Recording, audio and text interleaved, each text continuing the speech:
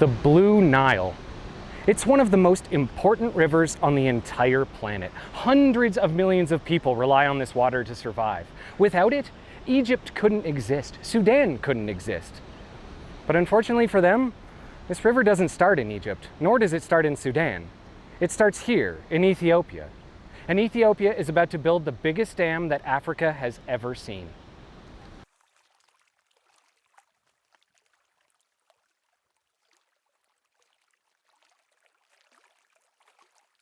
Resource wars aren't new. Wars for water aren't particularly new either. Controlling a river has always been important, especially in regions plagued by desertification. But now that modern nations are starting to quantify the value of being the source of that river, regions that are at the top of the world's most important waterways are starting to realize just how much money there is in controlling this resource. All it takes to turn the Blue Nile green is a dam. And that's exactly what they're doing. The Grand Ethiopian Renaissance Dam is one of the largest architectural projects ever undertaken in Africa. It wouldn't be an exaggeration to say that it's among the most important undertakings this region has ever seen in all history. Once completed, it will be the largest dam on the continent and the 7th largest on Earth. It will hold a reservoir of water 3 times the size of the nation's largest lake and produce more electricity than any other single national source. While some have rightly criticized it for over-engineering and propagandistic output expectations, nobody's questioning if the building of this dam will be a massive step up for Ethiopia. That is, if their neighbors let them build it at all. Because for all its upstream benefits, some of those living downstream are seeing little but problems. For Sudan and Egypt, the Blue Nile could not be more important. Depending on the time of year, it accounts for between 50 and 80% of all water flowing through those desert nations. If it were to stop today, 150 million people would lose their job in an instant, with another 150 million following close behind. It would be more than just a pinch to their wallets. It would effectively dry them out. Large numbers of people would almost certainly die of thirst. There's little question that their governments would collapse in the face of such an unprecedented change. That said, it doesn't have to be entirely negative. There are ways to make this dam work for everybody. After all, the Blue Nile doesn't flow the same all year round. It's highly seasonal and sees a vast majority of its water arrive during the rainy season. To put it simply, that means repeated, overwhelming floods at any community that lives on its shores. And in Sudan, they've already built 2 smaller-scale dams just to control the river as it heads through their territory. They're publicly on board with the Ethiopian project because it seems likely to help control that flooding further. But for Egypt, the story's more complicated. Many of their farmers rely on the floods.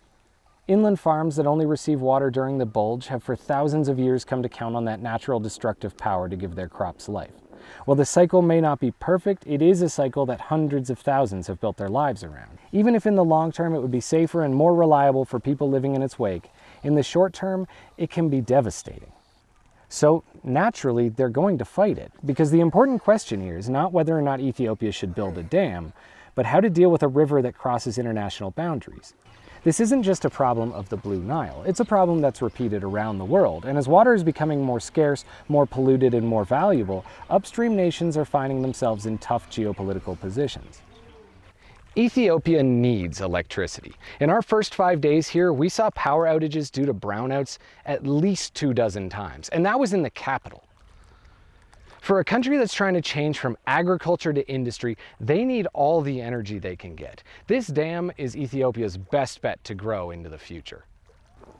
But as I've mentioned, if they build it and raise their economy to the heights that they want to achieve, they will be doing so at the expense of a more historically powerful nation.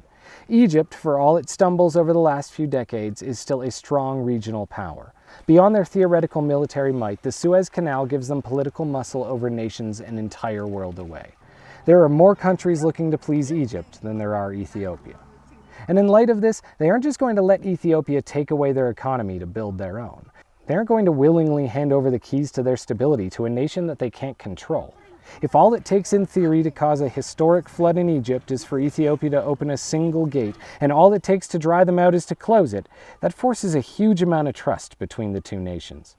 And I've rarely seen 2 nations acting with that much faith for long. Considering that the dam is being built almost exactly on the Ethiopian border, it seems almost purpose-built to be used for geopolitical intrigue. Opening and closing the gates would do little harm within their own borders, but would have devastating consequences downstream. For all else that it will be, the dam is an undeniable flashpoint for war, and Egypt is driving that point home at every opportunity. In 2013, in talks with the President of Egypt, political leaders from around his country discussed how they were going to destroy the dam upon completion, inspiring rebel groups from inside Ethiopia to bomb it. Many just said that it was television cameras catching them off guard, but to others it seemed like political maneuvering, letting Ethiopia know what was on the table if they didn't come back and bargain. So what is Ethiopia to do? Being upstream comes with benefits, but the sword has two edges. When Sudan and Egypt build dams, they don't need permission from those upriver. They just build what they wanted to build. But Ethiopia doesn't have that luxury.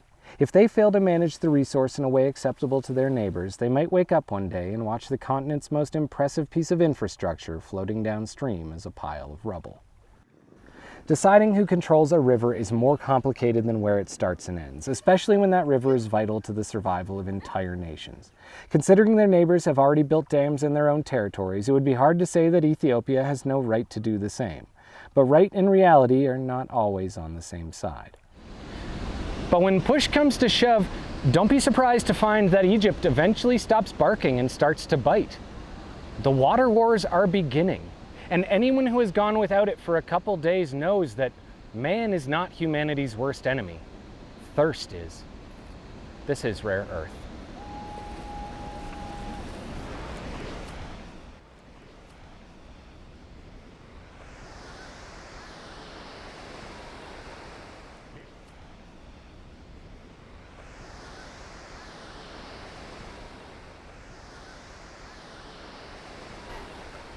I'm gonna start pointing. You like my point? Ethiopia needs electricity. I'm gonna do that.